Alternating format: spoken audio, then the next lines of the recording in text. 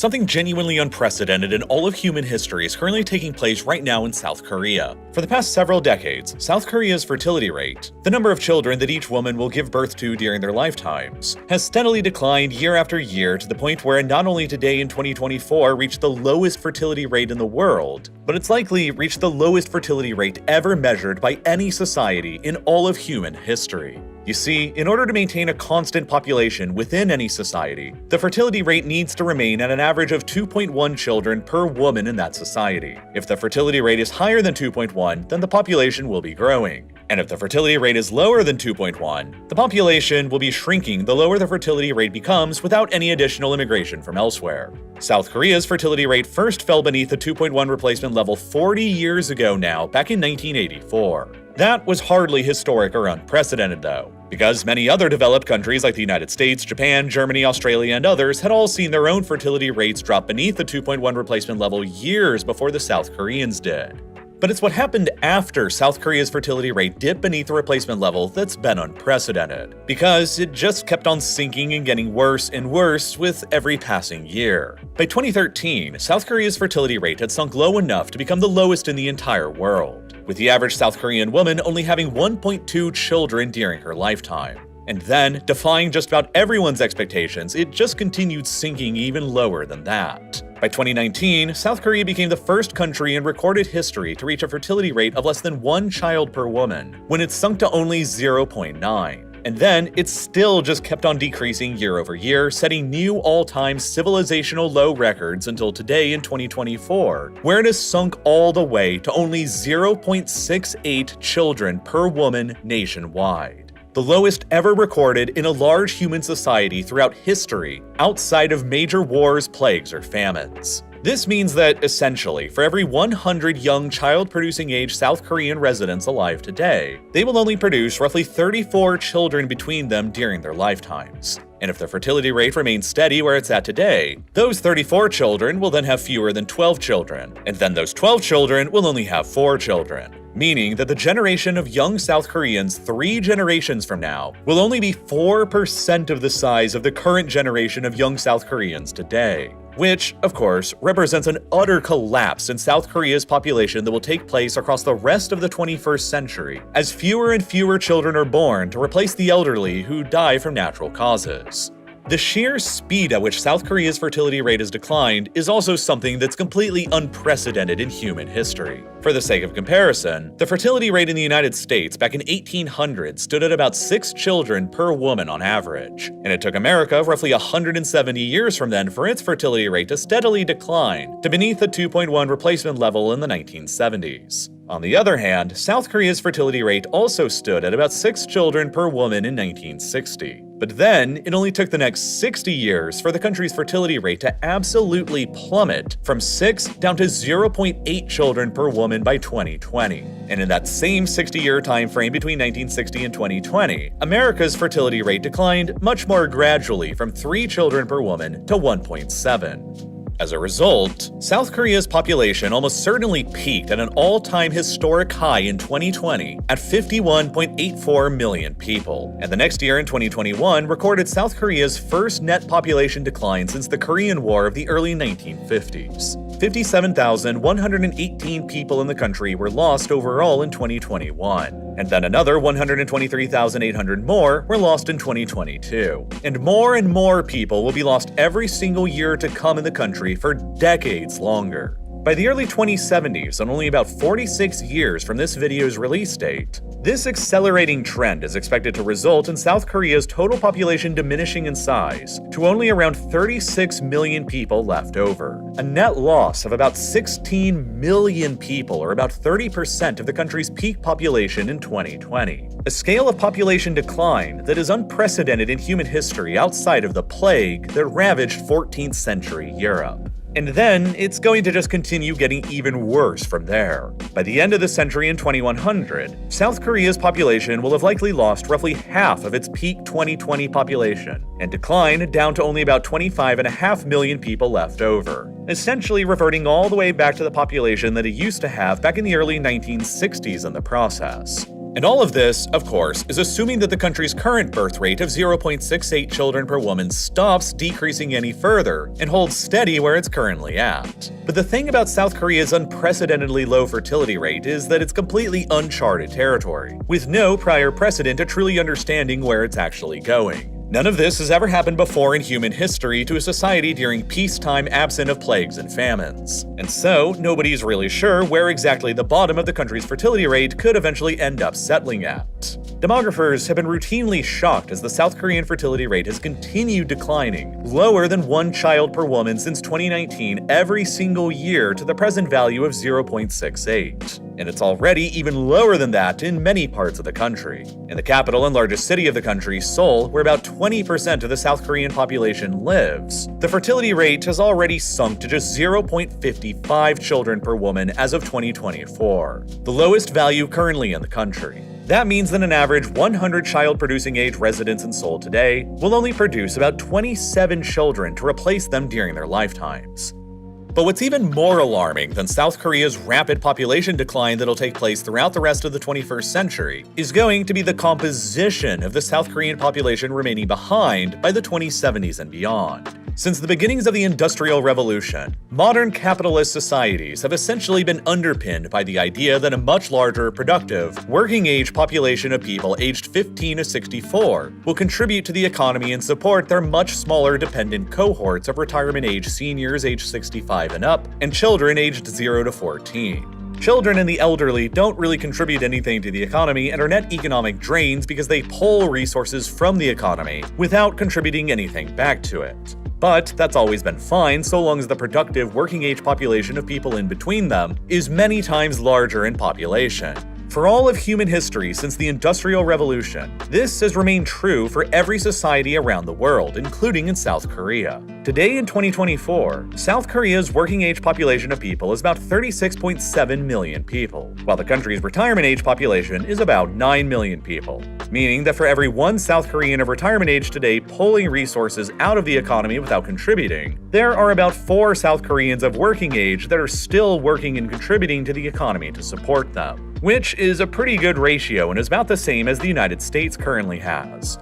But as more and more South Koreans grow older with fewer children being born to replace them, this ratio will continue growing more and more lopsided as the median age in South Korea continues growing older. For decades throughout the 1950s, 60s, and 70s, when South Korea ranked among the poorest and the least developed countries in the world back when it was even worse off than North Korea, South Korea retained one of the youngest populations in the world. The median age of South Koreans didn't surpass 18 years old until 1972, when the median age in the United States at the same time was already 28 years. But since that time, the median age of South Koreans has risen dramatically faster than it has in the United States. Their median ages reached a point of parity in 2011, when their average citizens were each about 37 years old, and since then, the median age in the US has only increased by a single year to 38 years old in 2024, while in South Korea, the median age has soared by 8 additional years to 45 years old today, which is already the 11th highest out of large countries in the world, and it will of course get much worse with time. By the 2060s, the median age in South Korea will soar to more than 61 years old,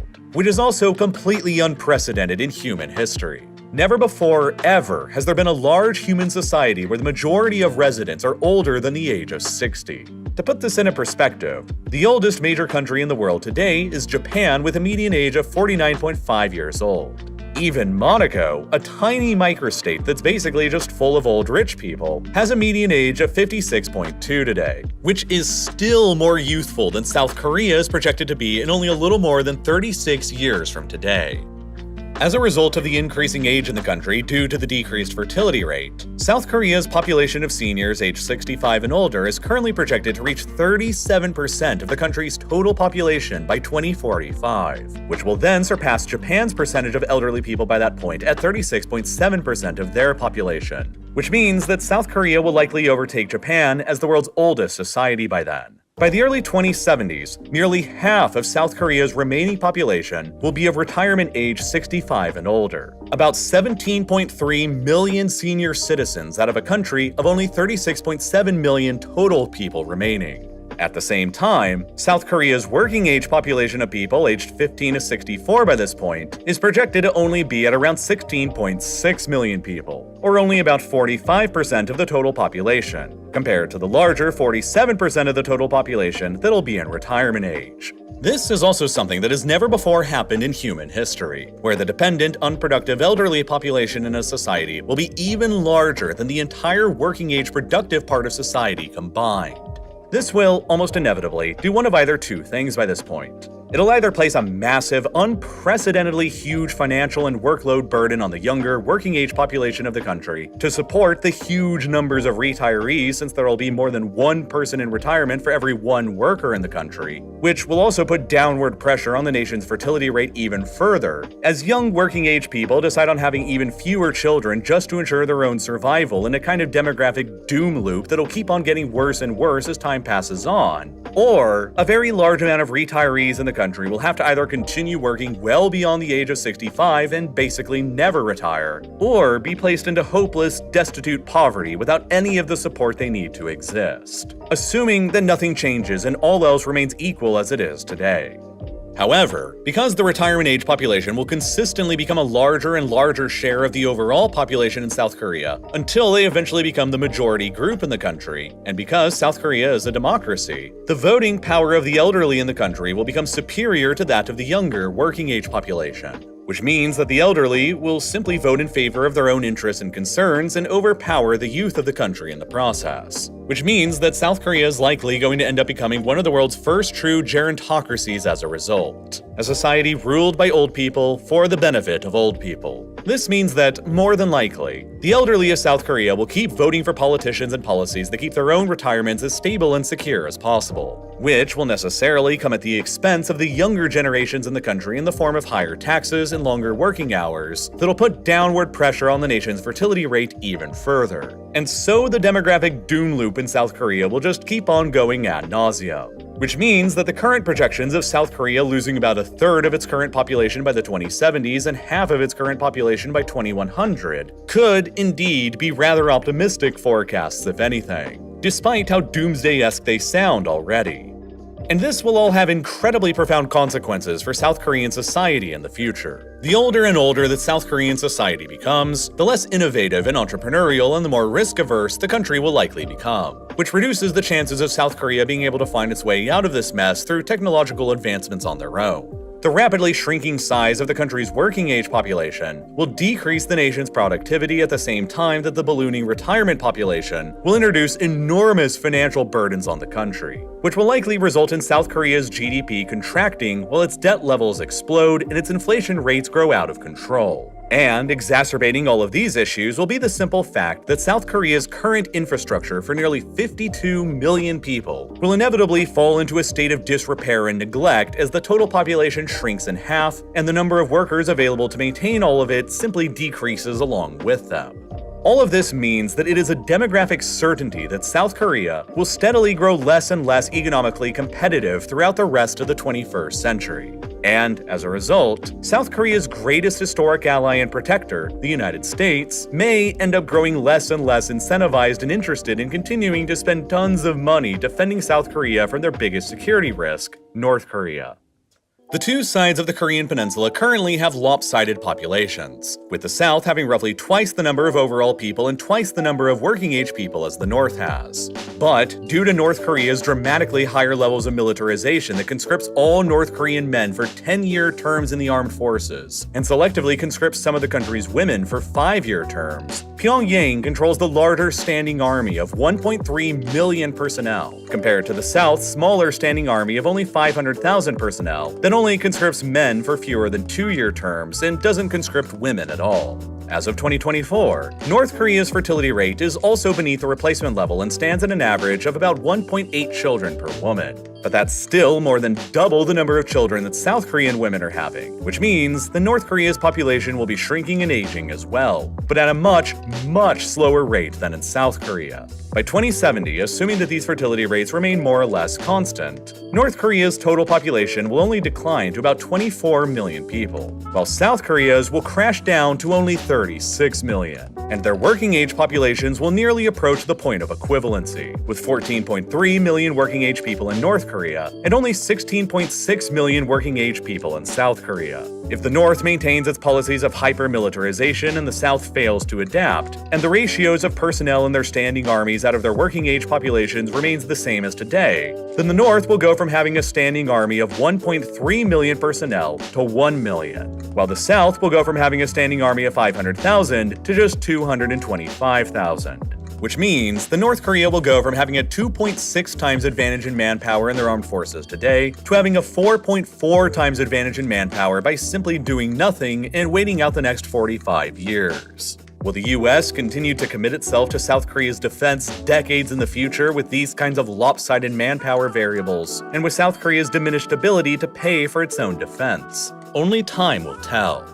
But South Korea only has very limited options available to it at this point of escaping from this demographic catastrophe. They can try to increase their fertility rate by orders of magnitude higher than it currently is. But it's gotten to such a terminal point by now that even if the South Koreans managed to double the amount of children they're having today, they would still only have one of the bottom 10 lowest fertility rates in the world. That's not to say that the South Korean government hasn't tried encouraging their people to have more children, though, because they definitely have. Just since 2006, the South Korean government has blown around $270 billion, or about 1% of its total GDP per year, on various incentives trying to encourage its people to have more babies, including tax breaks and cash grants for new parents, offering 90 days of paid maternity leave, and even trying out state-sponsored dating programs. Despite all of these efforts and how much money they've spent on them, though, the fertility rate has still decreased by about 25% since they began,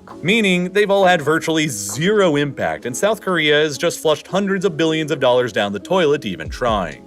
South Korea could also do what many European countries and America have done by opening themselves up to immigration and pulling in younger working-age people from abroad to replace the workers they're losing out to age. But South Korea has virtually zero history of immigration at all and is an extremely homogenous society. About 96% of the country's population are ethnic Koreans, and as of 2022, South Korea only had about 1.6 million total foreign-born residents, or only about 3% of their total population. By comparison, roughly 14% of America's population were born outside of the country today. South Korea currently has no possible path for any immigrants to the country to become either citizens or permanent residents unless they marry a native-born South Korean first. And in order for immigration to actually fully offset the cratering South Korean fertility rate, the country would almost certainly have to introduce roughly 10 times as many foreign workers to the country as they have currently. That will be millions of foreigners introduced to South Korea in a rapid amount of time, which is a shock that could simply prove too much for many South Koreans to approve of or want. The country can also try raising its retirement age, but this is something that's generally pretty unpopular among the people who want to retire sooner rather than later in life. South Korea already raised its retirement age from 58 to 60 in 2017, and there are already several labor unions in the country who want to raise the retirement age even further up to 64 or 65 to match up more with the retirement age in the United States. So, how did South Korea even find itself in the world's biggest demographic nightmare? Well, it's a pretty complex, multifaceted problem, but here are some of the most likely reasons why. For starters, South Korea began the process of industrialization much later than many other countries in Europe and North America did. The first half of the 20th century was a period of incredible struggle and hardship in Korea. The Japanese Empire ruthlessly colonized the peninsula for 35 years between 1910 and 1945, and dragged the Koreans into the Second World War in the process. And then, shortly afterwards, between 1950 and 1953, the peninsula was consumed by the devastating effects of the Korean War that killed millions more. After the Korean War ended in 1953, South Korea began its process of industrialization and improving living standards, and as a result, South Korea, like many other post-World War II societies, went through their own baby boom period in the later 1950s and early 60s that saw a huge increase in their population in the lower end of their population pyramid.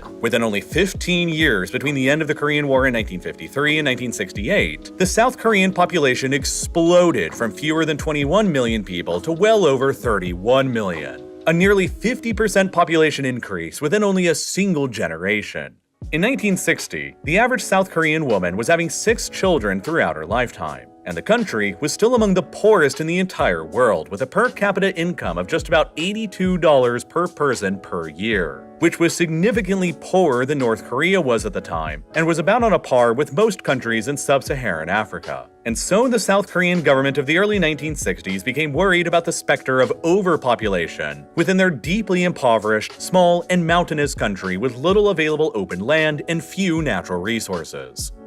The government then decided to respond by rolling out a massive population control program in the early 1960s, designed to encourage South Korean women to begin having fewer children. Contraception methods were rolled out en masse, and the government set out a target of getting 45% of married couples in the country to begin using contraception, which before 1960 in pre-industrial South Korea was basically non-existent. This quickly led to a downward trend in the country's fertility rate that began in the 1960s. Then, the massive numbers of children born in the South Korean baby boom generation from about 1955 to 1974 and the lowering fertility rate all eventually resulted in South Korea's demographic dividend from about the early 1970s through the 1990s, the era where South Korea had the largest ratio of productive working-age people to elderly and children in the country's entire history, which supercharged the South Korean economy and gave it year after year of massive economic growth. As South Korea then rapidly industrialized and developed, living standards, incomes, and life expectancies all rapidly improved as well, and more rural South Koreans began abandoning the countryside for the new economic opportunities that were arising in the cities. In 1960, South Korea was overwhelmingly rural, with only about 28% of its population living in cities. But within only 40 years from then, South Korea rapidly developed from one of the world's most rural countries into one of its most urbanized ones, with about 80% of its population living in cities by 2000. But South Korea is a very mountainous place, and there isn't very much room to build very many big cities in. The country's population density is heavily concentrated within the small amounts of flatter land and valleys in between all of the gigantic mountains like Seoul and Busan. But with such limited available space for city building, cities became very densely populated and packed in together. And the same thing happened in South Korea as happened in every other country that industrialized and developed before it. People found out that in cities, having fewer children is often more economically advantageous than out on a farm in the countryside. And so, as more and more people moved into the cities, fewer and fewer of them began having larger families. And other things started happening too.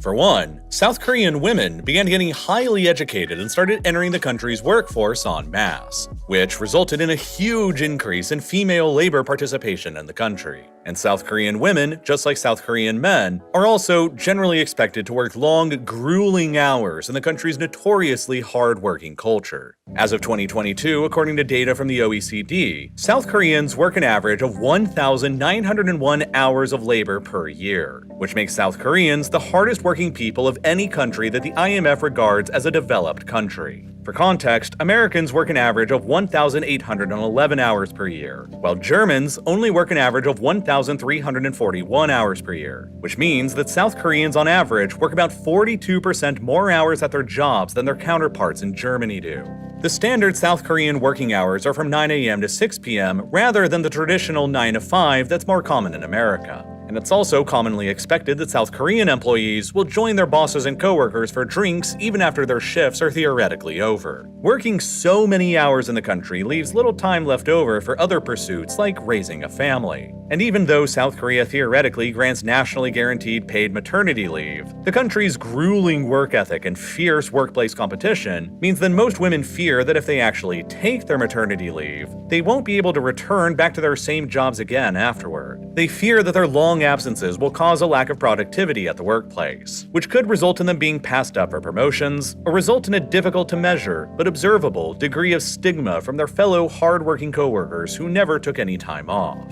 And even if mothers do make it back to their original jobs after taking maternity leave, they often find it hard to maintain their original wages, which all feeds into the fact that South Korean women suffer from the worst pay gap in the developed world. According to the Women in Work Index that is published annually by the accounting firm PwC, South Korean women earn on average 31.2% less than their male counterparts do, which is nearly double the gender pay gap that's present in the United States, and it's more than triple the gender pay gap that's present in Australia. South Korean women also have the lowest percentages of executive and managerial positions within the developed world as well, holding only 5% of the country's executive posts and only 21% of the country's managerial positions. Social expectations and pressures in South Korea evolved much more slowly than the economy itself did, and mothers in the country are generally expected to maintain an effectively impossible balance between managing most of the childcare themselves while also fully continuing their own hard-working careers at the same time. While their husbands are also expected to continue working long, tiring hours away from their home at the same time and are unavailable to offer very much help as a result. This, in essence, forces most women in South Korea to have to choose between having a career and becoming a mother, which leads to many women in the country choosing to prioritize their careers because of the insane cost of living in the country. South Korea has, by far, the worst housing affordability problem anywhere in the developed world today. In real estate, there is something known as the price-to-income ratio, which essentially just measures how many years it'll take the average household income in the country to afford the average-priced house. In the United States, which has its own well-publicized housing affordability issues, it currently takes roughly 4 years of the average household income to afford the average house. In Canada, it takes 9.6 years, and in France, it takes 10.8 years, each with dramatically worse housing affordability issues than in the United States.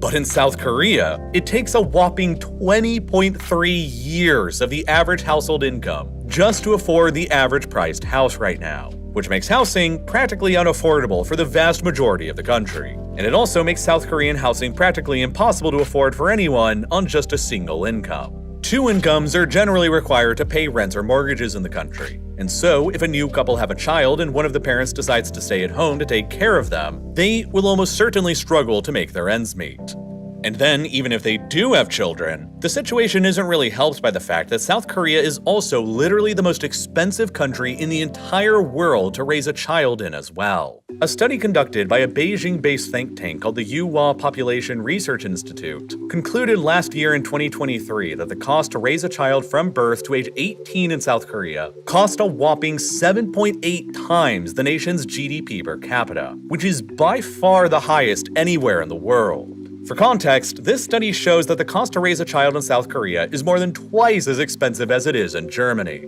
It's more than 3 times as expensive as raising a child in France, and it's nearly 4 times as expensive as raising a child in Australia. And a very big reason why raising children in South Korea specifically is more expensive than literally anywhere else is because of the nature of how freakishly competitive South Korean society has become. You see, in order to kickstart economic development and growth in the resource-poor country back in the early 1960s, South Korea's then dictatorial government adopted a strategy of establishing a few massive megacorporations in the country, each owned by a single family dynasty that became known as chaebols. The chaebols were given hugely preferential tax treatment, generous loans, and other privileges in the country that enabled them to essentially become legally endorsed monopolies in South Korea that rapidly crushed all domestic competition. But by concentrating so much power into the hands of just a few of the chaebols in the country like Samsung, LG, Hyundai, and Kia, the chaebols grew big enough to enable them to properly compete on the global market with rival American, Japanese, and European companies. By pouring the country's resources into education, South Korea essentially set up a pipeline from birth that funnels children through school and into a job at one of the chaebols after graduation, where they'll produce high-end finished goods like electronics, semiconductors, cameras, cars, and even cutting-edge military equipment like fighter jets, self-propelled artillery, tanks, and even submarines.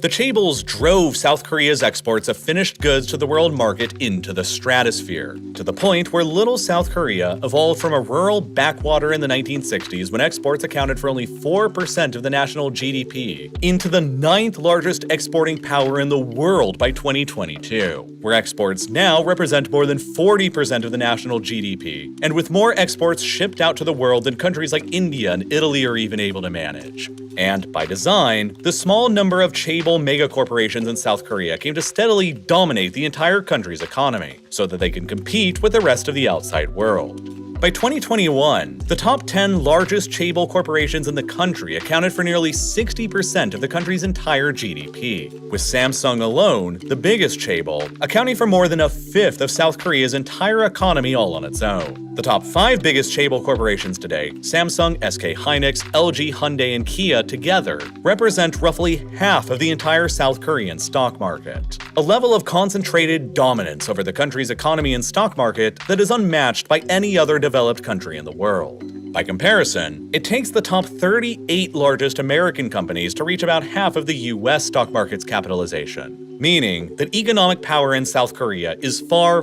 far more concentrated in far fewer hands than it is in the United States. But while the utter dominance of the chaebols helped South Korea become a major export-driven economy and helped to lift millions of Koreans out of poverty in the process, they also created a lopsided and stupidly unequal domestic economy within South Korea itself.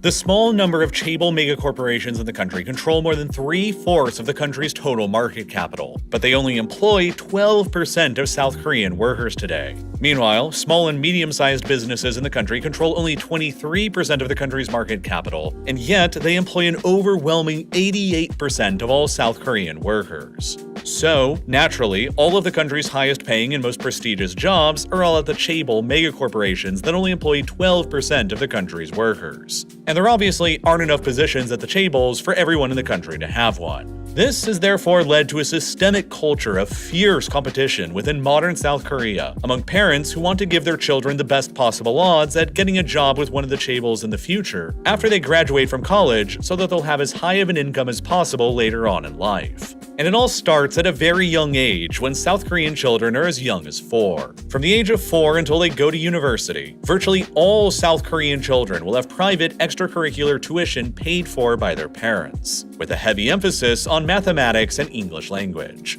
A study made in 2022 on this phenomenon in South Korea found that only 2% of parents in the country didn't pay for their children to have a private tuition, despite the fact that 94% of South Korean parents responded by saying that the heavy cost of private tuition for their children was a financial burden. The practice of sending one's children to private tuition in the country has become so ubiquitous that parents who don't send their children are often seen as irresponsible or setting up their children for failure. South Korean parents will spend up to $890 per month per child on these private tuition lessons, and that's in addition to all of the other costs associated with raising a child as well. And even if they can't afford to do it, most South Korean parents will still do it anyway because they know if they don't, their children won't stand a chance in the country's economic pipeline against all of the other children who are getting private tuition. In order to secure one of the country's few prestigious and high-paying jobs at one of the chaebols, a child's best odds will be to graduate from high school and go to one of the so-called sky universities in the country's capital, Seoul. Seoul National University, Korea University, and Yonsei University, the country's top 3 most prestigious universities and essentially the South Korean Ivy League. A study done in 2010 found that more than 46% of South Korean high government officials, more than half of the country's CEOs, and more than 60% of the country's practicing lawyers were all graduates of the 3 Sky Universities. Attending one of the Sky Universities and graduating is seen as a person's ticket to a high-status life in South Korea, but with an acceptance rate that averages only between 1% and 2% of all the applicants who apply per year, it's very difficult to get in, and only the top of children will actually succeed. And that's why every parent in the country feels such an enormous pressure to send their children to expensive private tuition programs to give them the best possible competitive edge. But for the 98 to 99% of South Korean children who will never get accepted to the Sky Universities, and for the 88% of South Korean workers who will never get a job outside of the country's chaebols, they will often feel as if they spend an entire lifetime intensely studying, competing, and working, all for what will eventually amount to just a mediocre life at the end of it all. And then, many of them just won't want to spend insane amounts of their own limited money to raise another child, just to go through the exact same agonizing process of being let down that they went through. And then, when they get to old age, they don't really have too much to look forward to either, since South Korea also has the second highest levels of elderly poverty rates in the entire OECD as well. 39% of South Koreans over the age of 65 live beneath the country's poverty line today, compared to only 23% of the elderly in the United States who do so, and only 14% of the elderly in Germany who do so. As a result of all of these numerous problems in the country related to housing and childcare affordability, men and women alike in the country have been consistently delaying the ages at which they are getting married and start having children. 4 decades ago, back in 1985, South Korean women were getting married at an average age of 24 years old. Then, within a couple of decades, by 2007, South Korean women were getting married 4 years later on average at the age of 28. And now, nearly 2 more decades after that in 2024, South Korean women are, on average, not getting married until they're 32 years old, which is among the highest ages in the world. South Korean men, meanwhile, aren't getting married on average until they're 34 years old now. And as a result, prospective couples in South Korea are having children far later in life than their historical predecessors did, because virtually no children in South Korea are born outside of wedlock today. It is still considered to be a big stigma in South Korea to have children outside of marriage. And as a result, South Korea has one of the lowest out-of-wedlock birth rates in the entire world as well, with only 2.5% of births in the country being outside of marriage as recently as 2020.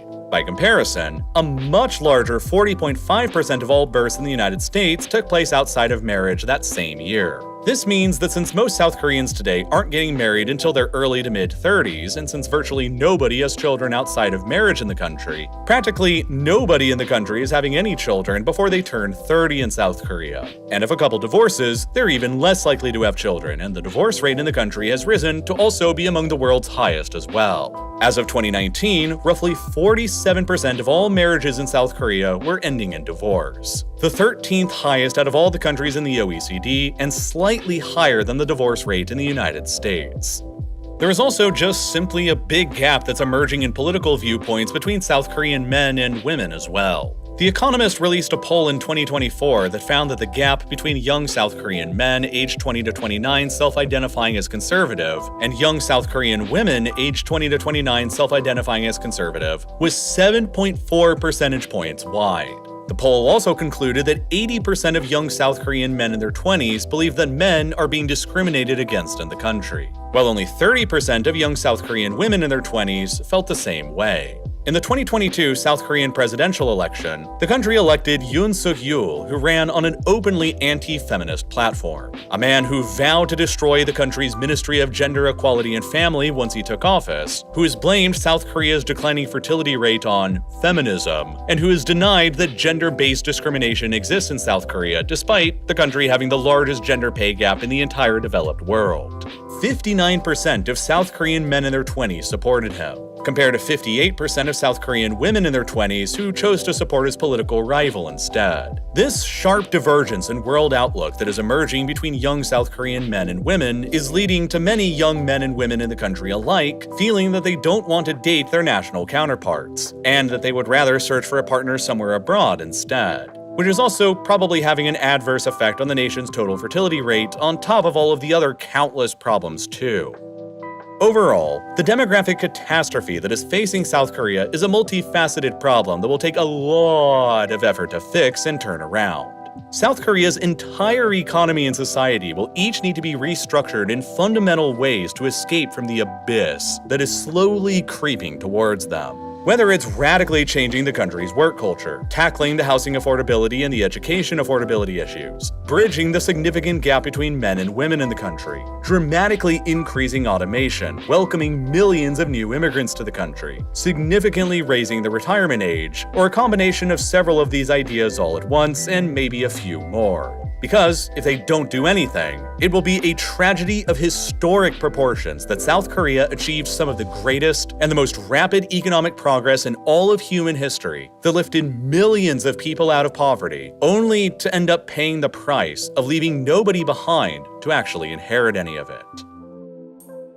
Now, there's a lot of data that goes into producing these kinds of videos. Whether it's showing how rapidly South Korea's population will decline over time, showing how the age composition of South Korean society will evolve with time, how South Korean cities and people are limited by small amounts of space in between their mountains, or just how South Korea's fertility rate has evolved with time, the ability to visualize raw data like this is exactly what makes learning about these kinds of things so fascinating to me. And it's why the Exploring Data Visually course is one of my favorite courses that I've ever taken with this video's sponsor, Brilliant.org. Brilliant.org is a STEM learning platform that helps you learn by actually doing. They don't just give you a mountain of text and then expect you to remember everything you just read. They use interactive exercises to teach you the intuitive principles, then build these principles upon each other so that you can genuinely understand complex subjects like data visualization and analysis, statistics, computer science, astrophysics, and tons of others. They really know how to teach for results, which is why Brilliant.org is perfect for the kind of person who wants to learn because they love learning, not because they're being forced to.